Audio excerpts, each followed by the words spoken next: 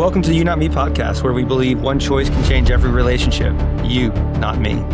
So today we're going to talk about what are you going to do with your life and what do you want to be when you grow up? It's the old question that is asked of so many people. What is it that you want to be when you grow up? Then when you go to high school, where do you want to go to college? Then what's your major? What do you want to, get a job in? When are you getting married? What are you going to do? And so, it creates so much anxiety and angst to have to feel like we have everything figured out. And the reality is really maybe we need to ask a different question. And instead of where am I going, ask the question, who am I becoming? So Jared, when you were 20 years old, where did you think you would be when you're now 31? Any chance that you're even close to where you thought you were going to be at the age of 20? No, not quite. I'm definitely way more washed than what I anticipated when I was 20, when I was thinking of 31-year-old me. I would say I had maybe loftier and more unrealistic ambitions, and I would even say maybe more selfish desires in terms of things I wanted to achieve. And the life that I'm living now, by God's grace, has folded in other people a lot more than things I thought about when I was 20. And success has taken on a much different definition for me. Well, and who would have thought that you would have bought a one-way ticket to Sweden, packed your bags, and just taken off with no idea what was going to happen other than just faith that you're called and you were going to go step out and do something different? Yeah, I would have liked to have been playing in Malmö or some big Swedish club at the end of all of that, but I obviously did that for the sake of my now wife. So it did work out all in the end. So as I said, super, super thankful. Yeah. And Andrew, what about you when you were 20? Not even close. Yeah, not even close. I think when I think about my mindset when I was 20, I was honestly only thinking 3 or 4 kind of years ahead. And I remember my junior year, I did an internship in New York City and met my wife also when I was in college, my junior year. And so I think about when I was 20, it was right before that. And yeah, it's like it's easy to overthink everything and, try to think through, okay, this next decision is so important because it's going to determine the course of my life, when in actuality, looking back, there have been so many twists and turns. I've learned from every single one of them. Yeah, when I actually recorded a podcast with a company called BGW today, and they're anything but typical podcast. And it was funny, they were asking my story and when I was in college and where I wanted to be. And I said, it's so ironic you're asking this question because we're actually talking about direction over destination today. And in my mind, in my 20s, I didn't have a destination in the future. I just was in the moment trying to be the best player I could be.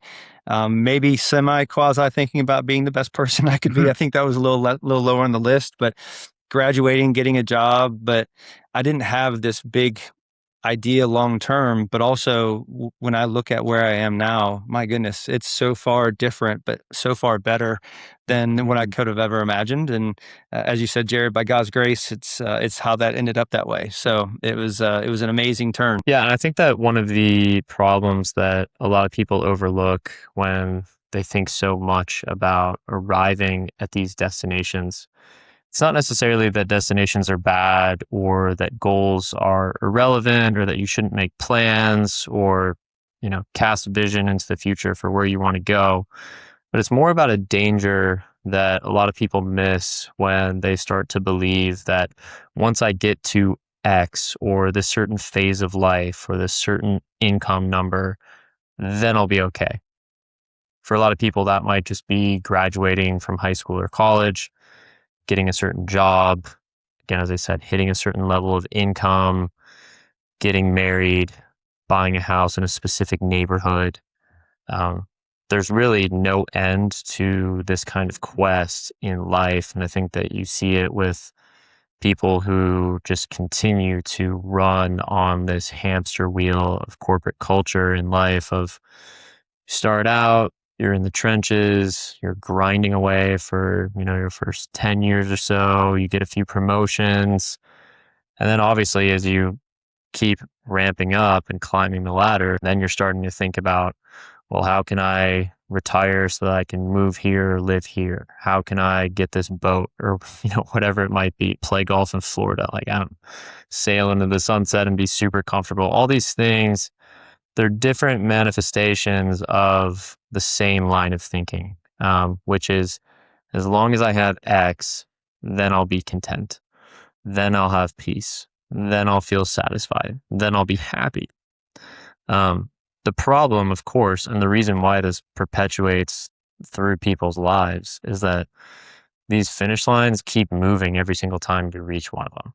You get to one spot and then, oh, I had a successful career. Now I want this kind of retirement that I want to enjoy and so on. Well, that's out of my reach. Now I just care about my health.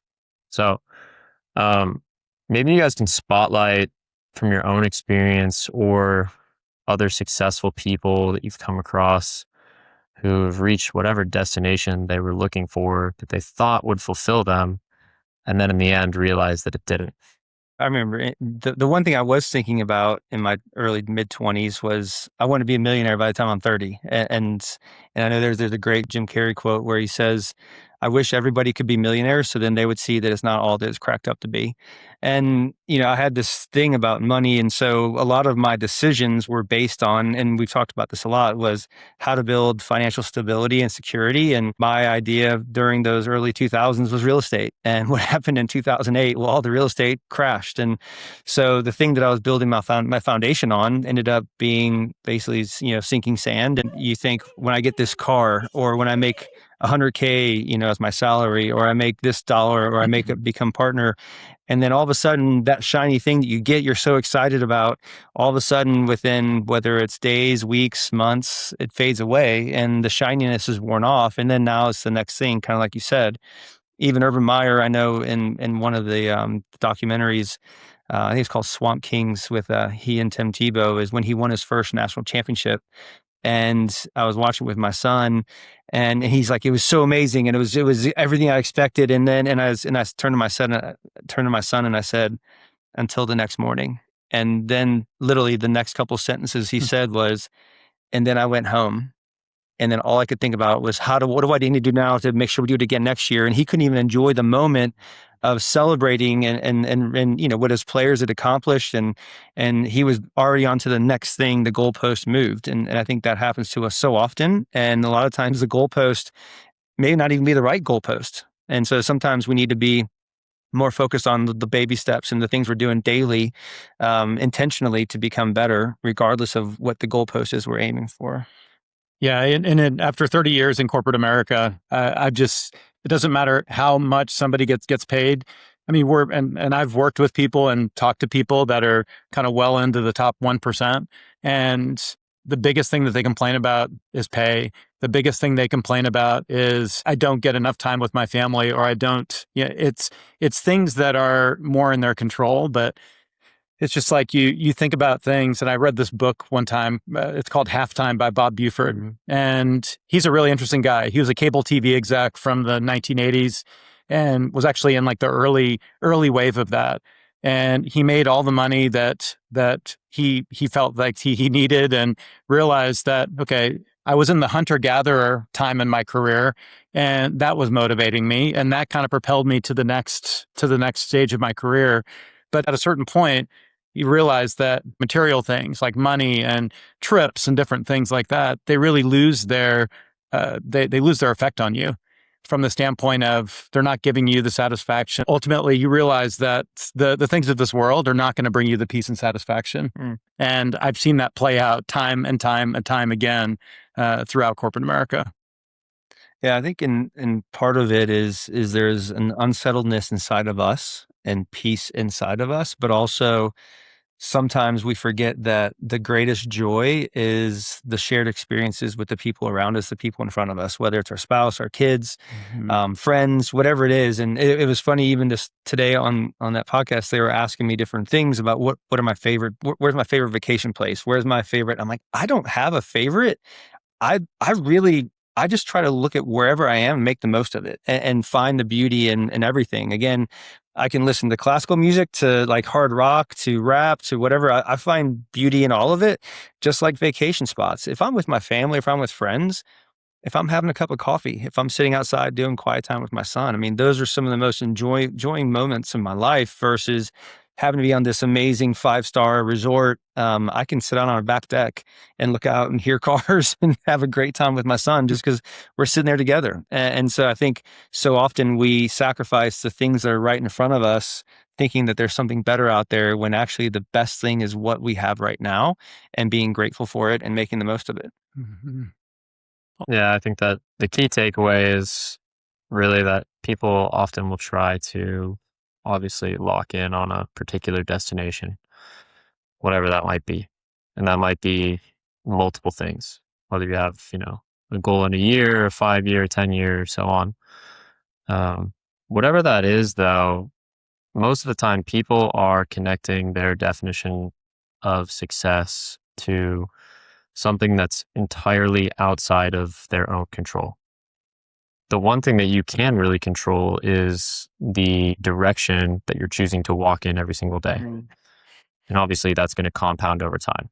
So if we're going to shift focus now into just the power of moving towards direction and not as much destination, how might that help people to shift their focus when it comes to goal setting, when it comes to looking out into the future and trying to think about things that they should be aiming at? Well, a couple of things. I mentor a lot of kind of younger people as they're thinking about things and what is their next career move and how do they think about next steps. And the things that we talk about are, focus on skills that will transcend time. Things like adaptability, integrity when nobody's watching. We can all kind of show up when the spotlight's on us, but when the spotlight is off, are we consistent behind the scenes, and are we the same person both kind of in the light and in the dark? Are we coachable?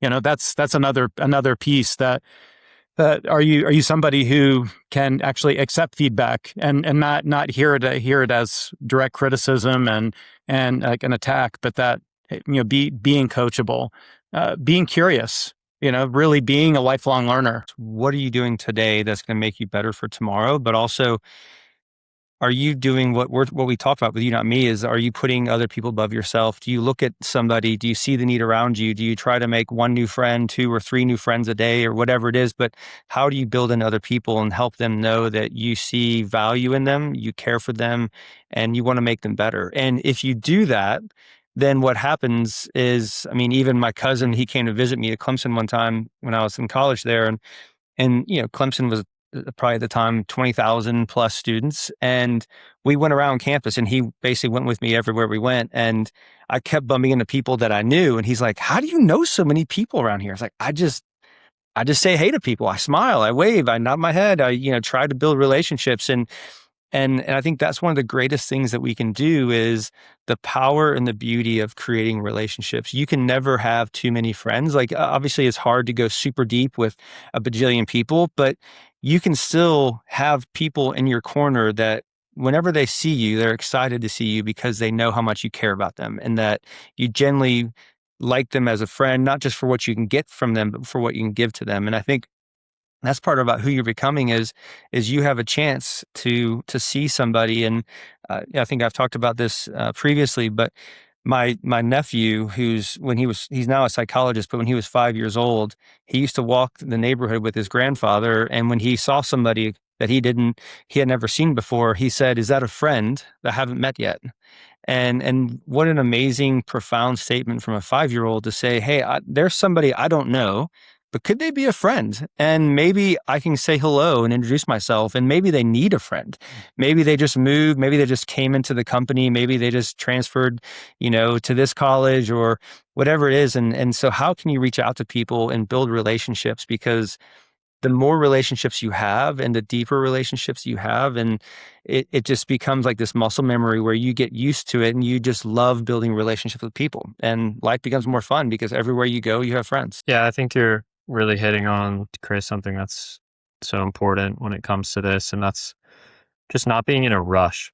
I think that in order to notice people, you have to be able to slow yourself down. Yeah. And when you're so focused on certain destinations and trying to get from A to B as quick as humanly possible, then you end up missing people. And I think that you end up missing relationships. And then you end up missing a lot of the things that we know from a variety of studies, even from human experience, really contribute to human contentment and happiness. I think a great example of this is a study that Princeton did connected to their seminary in 1973. And they actually had a group of seminary students be assigned a sermon that they were going to give on the other side of campus. And half of the students were assigned the parable of the Good Samaritan. Most listeners are probably familiar, so I won't go through the details of what the parable is about. But the other half were assigned other various topics. And then there was another wrinkle that was involved, and that was that they told a certain number of them, hey, by the way, your talk is on the other side of campus in a couple minutes. You're more or less already late. The other group was told, hey, you have the rest of the day. You're going to give the talk in the afternoon.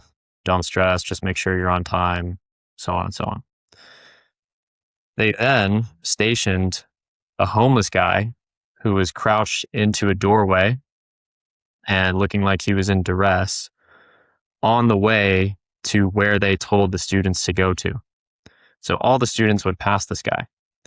And the key differentiator between who stopped and who didn't stop didn't have anything to do with the individual's theology, didn't have anything to do with whether or not they were teaching on the Good Samaritan. There was a direct correlation between the amount of time that they felt they had and the amount of time that they actually gave to stop and interact with this homeless guy who looked like he was in duress. So what's the point? Well, the point is exactly what you said, Chris, and that's if you feel like you're in such a rush to do something that you personally think is the most important thing in the world, you're not going to be able to see other people, even if they're people that are incredibly in need. People who maybe have been put into a certain place so that you might be able to help them and lift them up. I read something the other day that says that to the Lord, 1,000 years is like a day, and a day is like 1,000 years. Mm-hmm.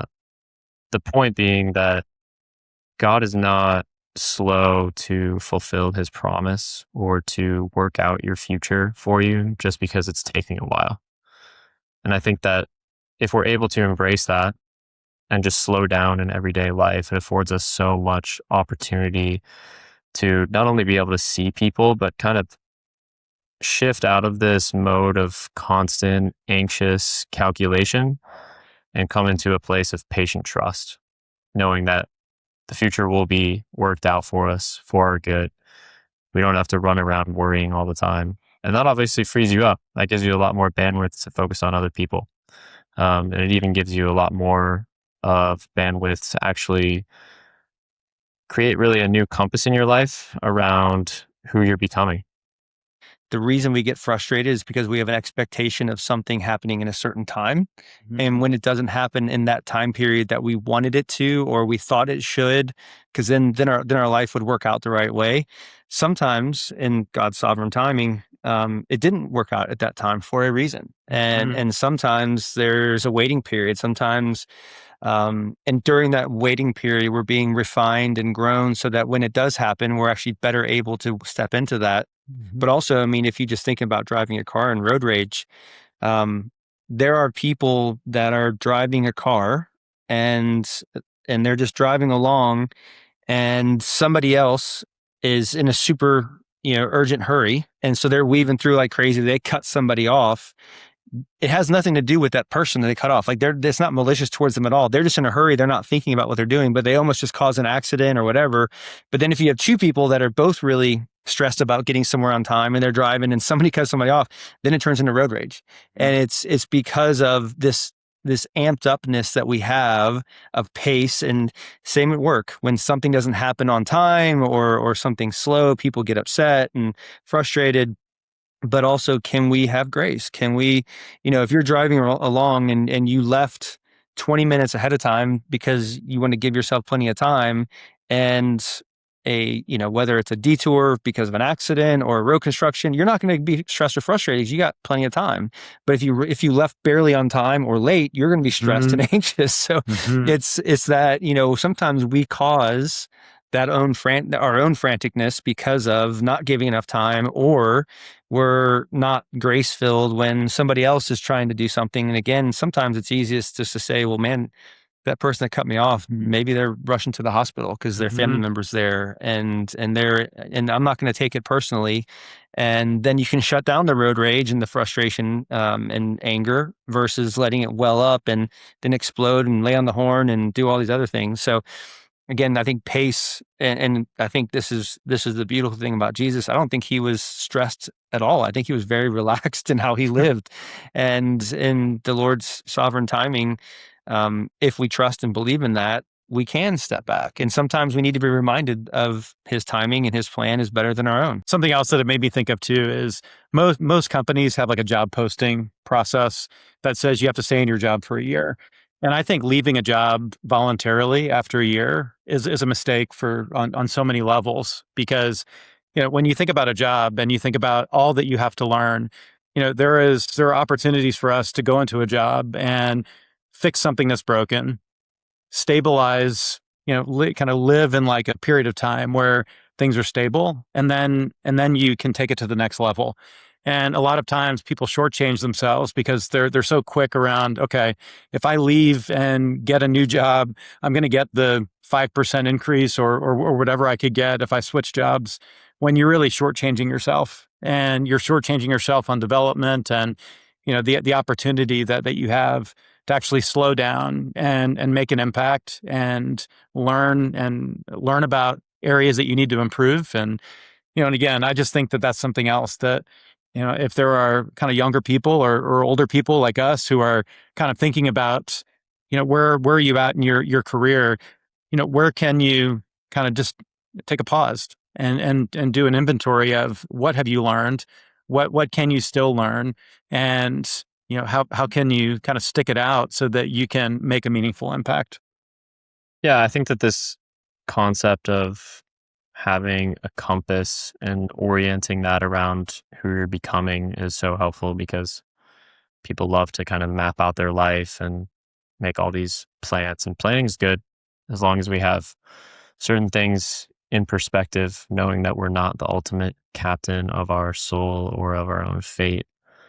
Maps are always great, of course, until the road changes, as you mentioned, Chris, and you hit detours or things like that. I mean, we've all driven routes that are really familiar to us, thinking that we've left in time, and then there's a crash, road construction, and then suddenly you're 20 or 30 minutes late, super stressed out.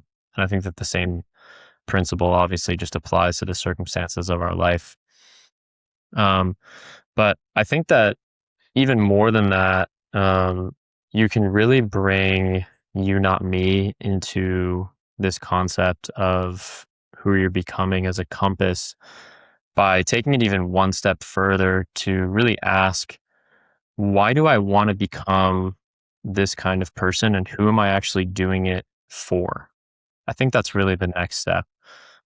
If everything that you're doing is still about becoming a better person for your own personal success, you're still really missing the point.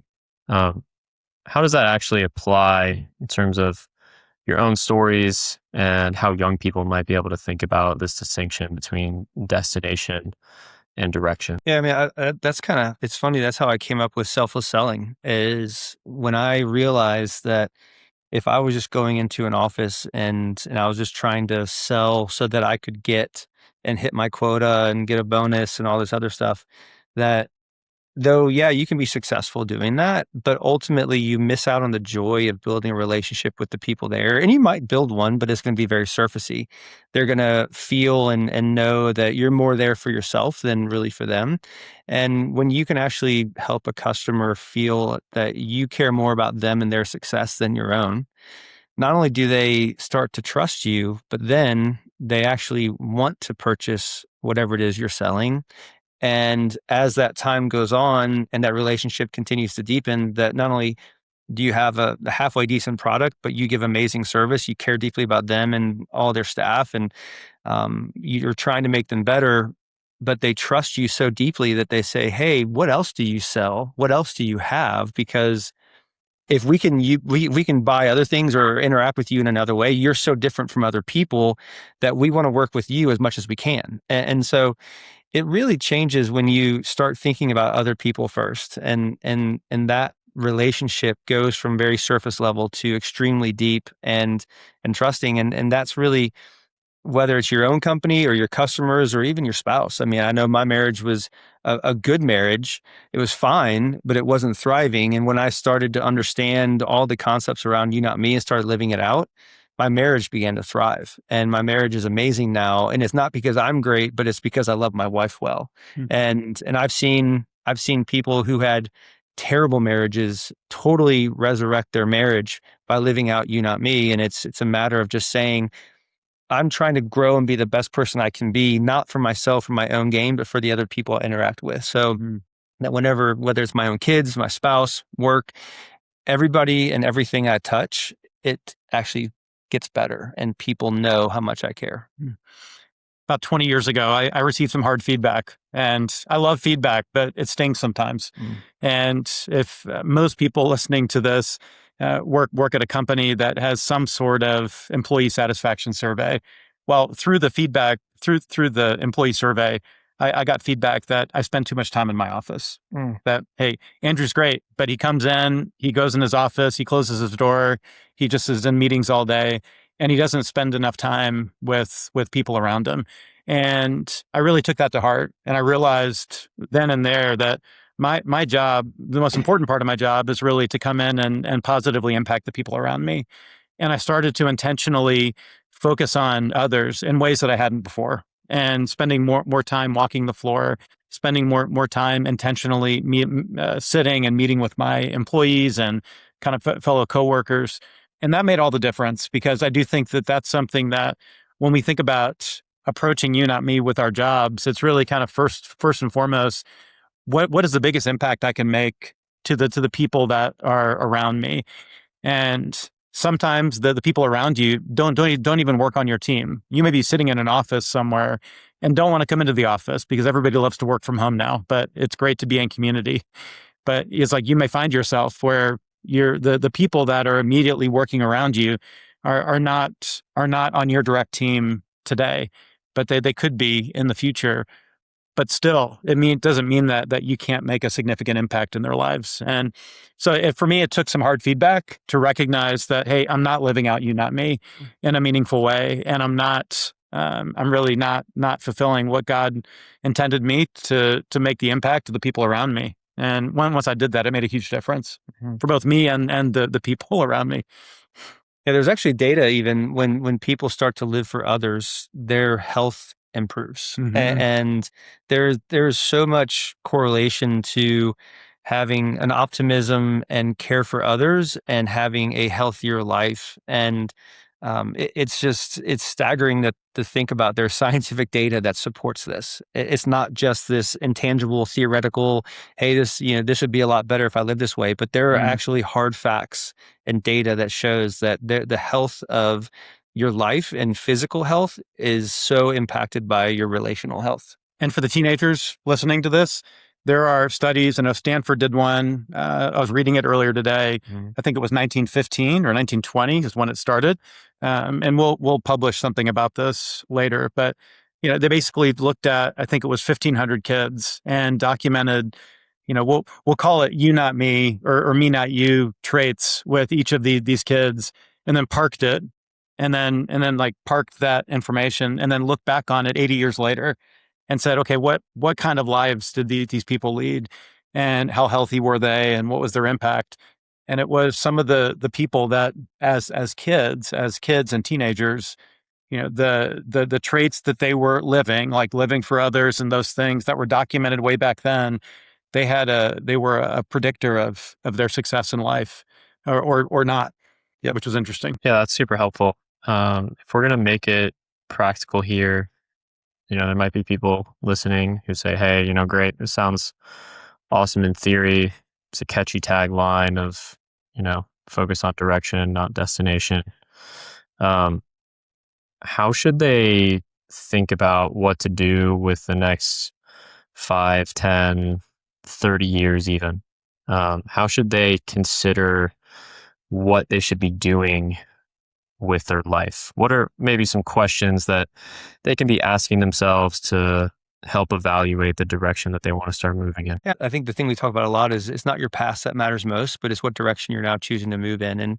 And so what direction are you going in now? And because again, I can talk about so many mistakes and things that I made, but did you reflect and learn from them? And then also, are you continuing down that same road doing the same thing? It's like what's the definition of insanity?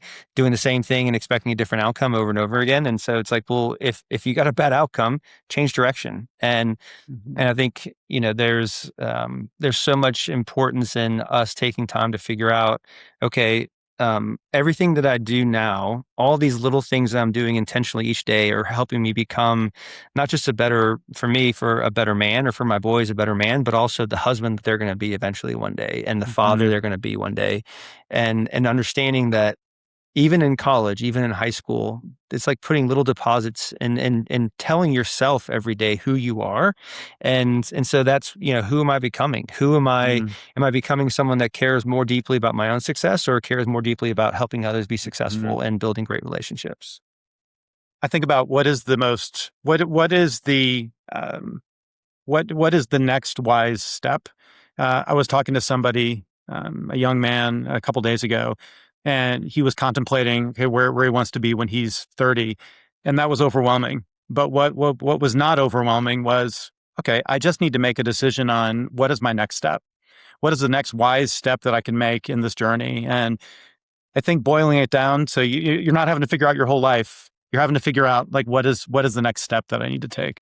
And I think social media now, too. I mean, when you have kids that want to get into a certain school and then they don't, or kids that, they got into the school they wanted, but then they also have to then get into the certain, the business school, but then they didn't get into that. So they had to choose a different major, and people feel like that's a failure. And instead it's like, no, where you are, trust you're there for a reason, and how can you live out and become the person that you've decided that you want to become? So back to your point, what's the next wise step? Okay, I'm here. I have to pivot. And so what's the next wise step? And that's where it's also important just to have good people around you that you trust, and wise counsel around you, and people you respect that are above yourself, that they're pulling you up, but also stretching you to be better. And I mean, that's even what happened to me playing soccer at Clemson. I was nowhere near good enough to be there because I was surrounded by national team players and, for the US and Jamaica and just all these amazing players. But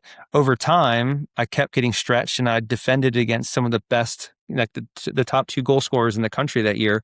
And that made me better. And so instead of saying, gosh, man, this is too much for me or whatever, just keep putting one foot in front of the other every day, trusting that endurance, that slow, endurance in the long direction, in the right direction, is going to yield fruit over time. I think a good question to ask yourself is what voices are you listening to? So there are 100 different voices on social media that are very loud and may want and be kind of preaching, this is how you should be living. These are the decisions that you should be making. But one, they don't know you. And two, they don't care what actually happens with your life. But there are people in your life that are wise, are maybe hopefully like one step ahead of you or walking side by side with you, but have your best interests in mind. And I think it's a good self-check to really ask yourself, okay, what voices am I listening to? And you need to be listening to voices. Like I need to be listening to voices from people that care about me and want me to win in life and in my walk with the Lord and in my marriage. And so I think that's a good question to kind of ask yourself. Absolutely. Well, guys, thanks so much for all the practical wisdom there. I think that one of the big takeaways for me today, even as someone who's in my 30s and kind of starting a new part of life, it's just that, and even, Chris, you ironically named something from my own experience in the sense of you get into a certain school, you're trying to apply to a particular department in the university. For me, it was the business school. I didn't get in, and my life worked out just fine. I'm honestly really glad I didn't have to go through the business school when I was in college. So, yeah, accounting's not that fun if you're trying to get into accounting. But yeah, I mean, I think you've said this before, Chris, but whenever you miss a turn, your GPS is never going to say, your life's over, everything's ruined, there's no way back. It usually says, make a U-turn, go back to where you were, course correct, reroute. And that's part of getting to any destination in life. So it's also a great way to learn. A lot of people might be listening to this in a few different stages of life. You might be 18 or 19 years old trying to figure out where you want to go to school, what major you want to do. You might be 21 or 22 and wondering what comes after sport in life. You might be 25 and really hate your first job that you're working. You could even be 40 and wondering if you've thrown away half of your life trying to climb the wrong ladder. You could even be like Chris and be 50 and turning over a new chapter in life as a full-time entrepreneur. No matter what situation you're finding yourself in, you don't have to see the whole road, as Andrew mentioned. You don't need every single answer out there. You don't even need certainty. You definitely don't need to know exactly where you'll be 10 years from now, because even if you did, it'll probably surprise you. But you should know, and you should ask yourself, who do I want to become? What matters most? What direction am I walking in? What's my next wise step? And who can I serve along the way? Yeah, and I think just stepping back and remembering that launching well isn't having your entire life figured out before you begin. So often we think we have to have the perfect plan, and it's great to have a plan so you have something to follow.